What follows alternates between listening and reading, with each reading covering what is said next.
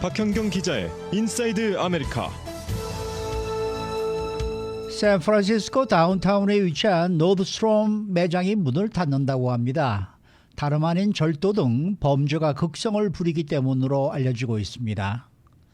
또 최근 미국 성인의 절반이 경험하고 있는 외로움, 이 외로움이 하루 담배 15개비를 피우는 것만큼 해롭고 조기 사망 가능성을 26에서 29%나 높이고 있어 비만이나 약물 중독처럼 심각한 공중보건 문제로 다뤄져야 한다라는 지적이 제기됐습니다. 박현경 기자. 네, 안녕하십니까. 이 노스트롬 매장은 굉장히 고급 매장인데 이 네. 샌프란시스코 다운타운의 매장이 폐점을 한다는 소식이네요. 네, 노스트롬 매장 두 곳이 영원히 문을 닫게 됐습니다. 하나는 샌프란시스코 센터 노스트롬 스토어고요. 다른 하나는 그 바로 건너편에 있는 노스트롬 렉, 마켓 스트리트 렉입니다.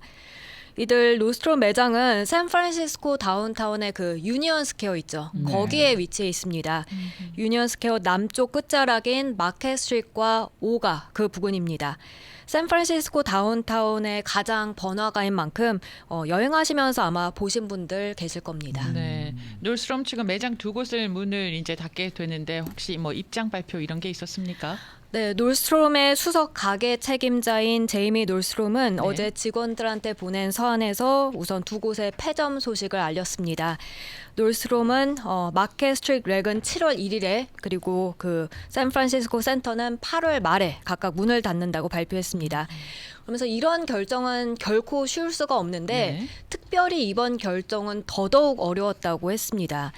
35년 이상 동안 그 샌프란시스코 다운타운에서 손님들을 맞이하면서 고객과 그 관계도 구축하고 그리고 지역 커뮤니티에도 투자했다면서 그렇게 예. 전했습니다. 그럼에도 문을 닫는 이유를 밝혔나요? 많은 사람들이 알다시피 샌프란시스코 다운타운 시장의 다이내믹이 강약이 지난 몇 년 동안 급변하면서 우리 가게를 찾는 손님들의 발길과 또 성공적으로 영업하는 그 능력에 타격을 입혔다고 했습니다. 이어서 매장 두 곳의 리스도 만료되고 그곳에서 이제 기회를 면밀히 살펴보고 16개 인근 놀스트롬과 놀스트롬 렉 매장 그리고 온라인에 보다 집중함으로써 고객들에게 좀 더 나은 서비스를 제공할 수 있겠다 싶었다고 전했습니다. 그러니까 샌프란시스코 다운타운 시장의 급격한 변화가 그 손님들의 발길을 끊어버리고 영업에 방해를 놨고요. 때마침 리스도 만료되니까 더 이상 재계약을 하는 대신에 그 다른 매장들에 좀 더 집중하겠다 이런 입장으로 풀이됩니다.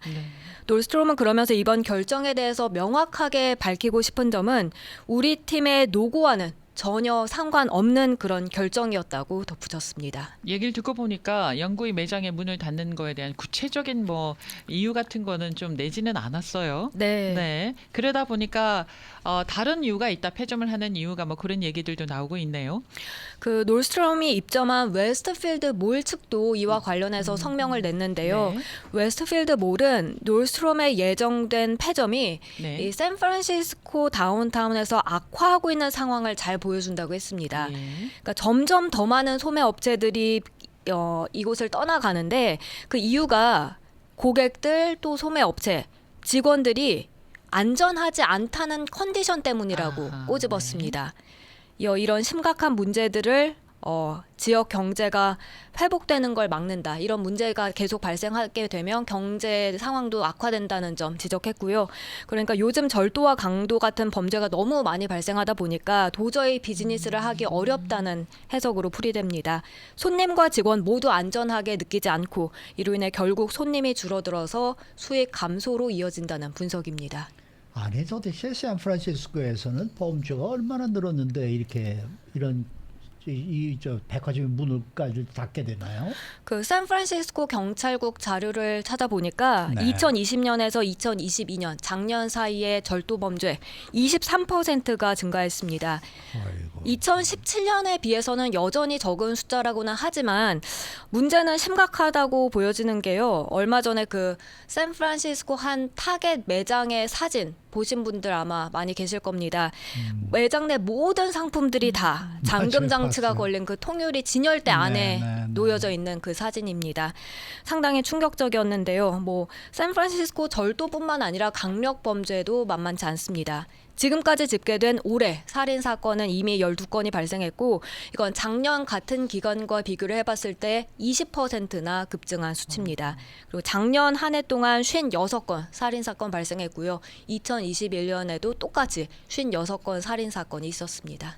그러다 보니까 이 샌프란시스코 다운타운에서 문을 닫는 업체들이 노스트롬이 처음이 아니라고 합니다. 네, 놀스트롬은 그냥 네. 가장 최근에 그 폐점을 발표한 이제 소매 업체가 된 곳이고요. 그 전에도 이미 많은 업체들이 아, 문을 네. 닫았습니다.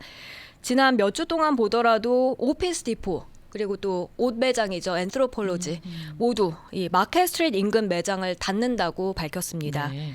샌프란시스코 또 다른 번화가 있는 인근 홀푸드 그 마켓도 아하. 안전 문제로 떠난다고 홀푸드. 명확하게 밝혔습니다. 네. 지역 뉴스 사이트인 샌프란시스코 스탠다드에 따르면요. 2020년부터 이곳에선 대형 업체 20곳이 문을 닫았습니다. 근데 이게 샌프란시스코만이 겪는 문제점은 아닌 것 같아요. 이 남가주에서도 지금 현재 그런 일이 벌어지고 있지 않습니까? 맞습니다. 작년에 그 전미 소매 연맹 측에 따르면 샌프란시스코 오클랜드 이쪽은요. 네. 2020년과 2021년 전국 도심 지역 가운데 절도가 두 번째로 심각한 지역이었습니다. 그럼 첫 번째는 어디냐? 바로 LA입니다. LA겠죠. 네.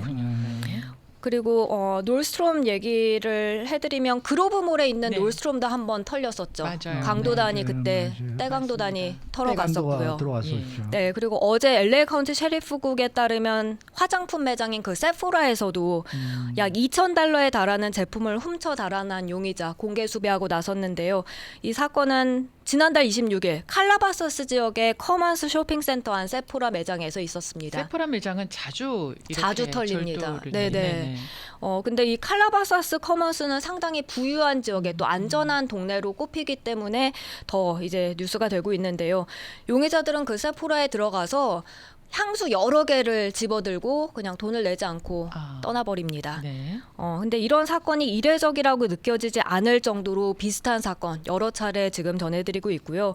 범죄 통계 분석 사이트 크로스타운에 따르면 지난 1월 LA시 전역에선 805건의 상점 절도 사건이 발생해서 2010년 이후 역대 최고를 기록했습니다. 저는 이런 절도 사건 기사를 보면은 한국에서는 왜 커피점이나 뭐 식당이나 이런 데 노트북을 놓고 화장실을 맞아요. 간다든지 핸드폰을 놓고 가도 아무런 문제가 없잖아요. 네. 그 이유가 뭘까? 한국과 여기가 이렇게 차이가 나는 건 뭘까? 유럽도 물론 마찬가지입니다. 유럽도 절도 사건이 굉장히 많잖아요.